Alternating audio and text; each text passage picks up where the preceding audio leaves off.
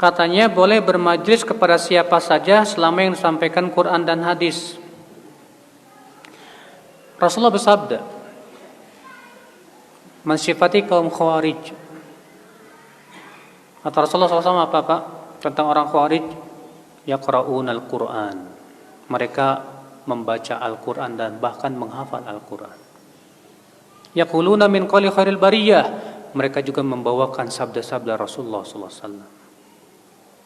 Yamrukuna minad din, tapi mereka melesat dari agama. Kama yamrukus sahmu minar rabiyah, seperti melesatnya panah dari buruannya. Ternyata Rasulullah mensifati orang Khawarij itu bawa Quran, bawa hadis. Tapi subhanallah orang Khawarij Rasulullah sebutkan apa? Melesat dari agama. Yang salah ini Quran atau hadisnya atau apanya yang salah, Pak? Pasti yang salah pemahamannya. Makanya kalau ada orang berkata yang penting ustadz itu bawa Quran dan hadis, belum cukup. Kenapa? Buktinya Rasulullah mengabarkan tentang kaum Khawarij, dia bawa Quran, bawa apa? Hadis.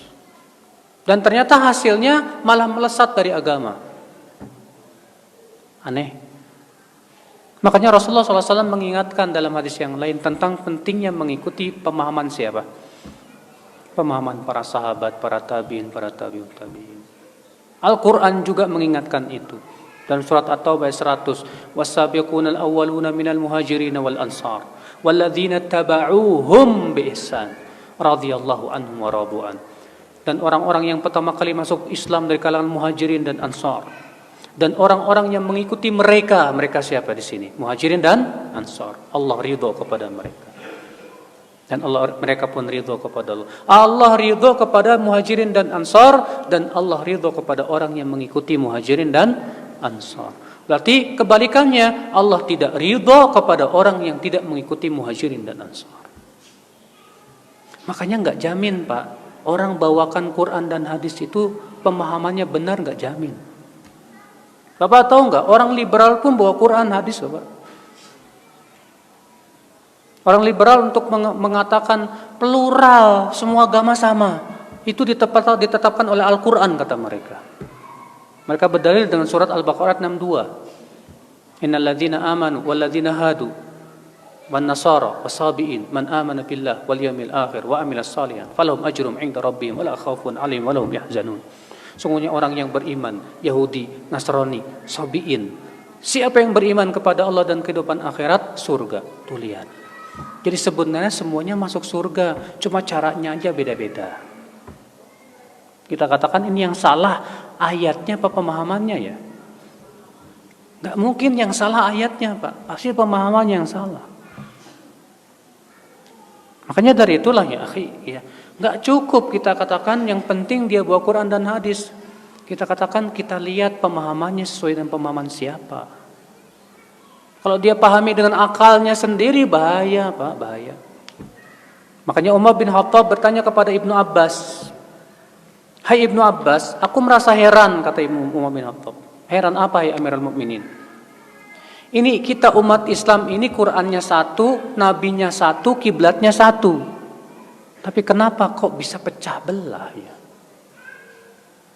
Apa kata Ibnu Abbas dengan jawaban yang luar biasa? Hai Amirul Mukminin, kita para sahabat belajar bersama duduk di majlis Rasulullah.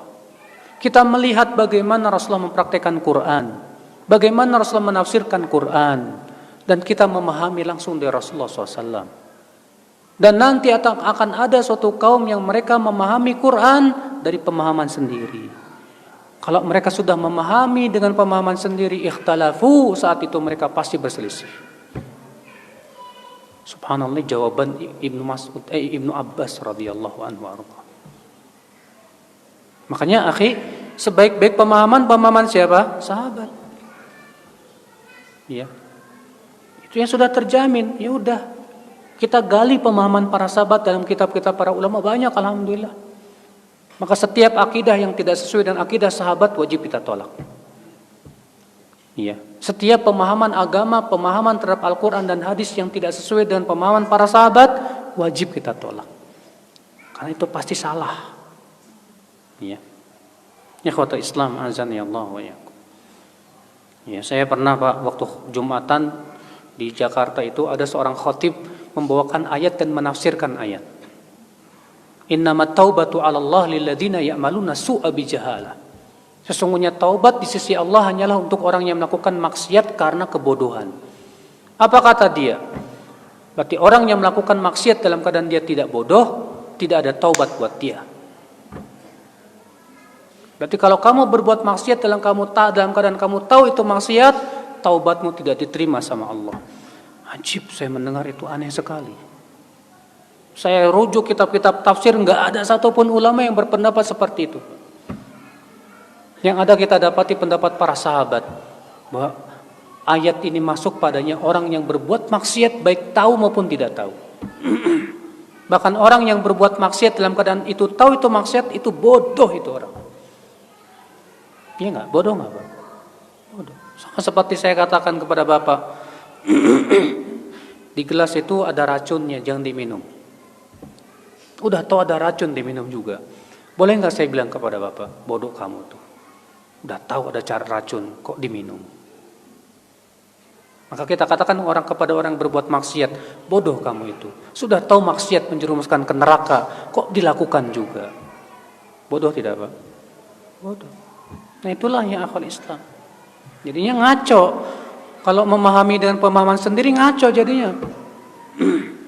Ada lagi orang bawain hadis, man mata walaysa fi unuqi bai'ah mata mitatan jahiliyah. Siapa yang meninggal dalam keadaan tidak berbaiat, matinya bangkai jahiliyah. Akhirnya apa coba? Dia bikin kelompok, bikin imam, kemudian mengatakan apa? Siapa yang enggak mau baiat sama imam saya, matinya bangkai jahiliyah. Dan di Indonesia banyak kayak gini Pak. Ada kelompok ini puluhan. Dan masing-masing dalilnya itu lagi. Yang jadi masalah pemahamannya yang benar apa yang kayak gimana ini. Setelah kita lihat rujuk bagaimana praktek para sahabat, para tabi'in dan para ulama, tidak seperti itu. Di sebagian Al-Muhanna meriwayatkan bahwa beliau bertanya kepada Imam Ahmad bin Hanbal tentang hadis tersebut. Man mata walaysa alaihi imam. Siapa yang meninggal dalam keadaan tidak punya imam, tidak berbaiat kepada imam, matinya bangkai jahiliyah. Maksudnya apa Imam Ahmad? Apa kata Imam Ahmad? Atadrimal imam. Tahu enggak siapa yang imam yang dimaksud dalam hadis tersebut? Hu an yaqula kullu muslim hadza imam. Itu yang diakui oleh setiap muslim itu imam. Bukan hanya satu kelompok tertentu. Ini pemahamannya Pak, yang harus kita luruskan. Makanya sekali lagi ya, nggak cukup hanya sebatas membawakan Quran dan hadis. Sampai kita lihat pemahamannya sesuai nggak dengan pemahaman salafus saleh. Iya.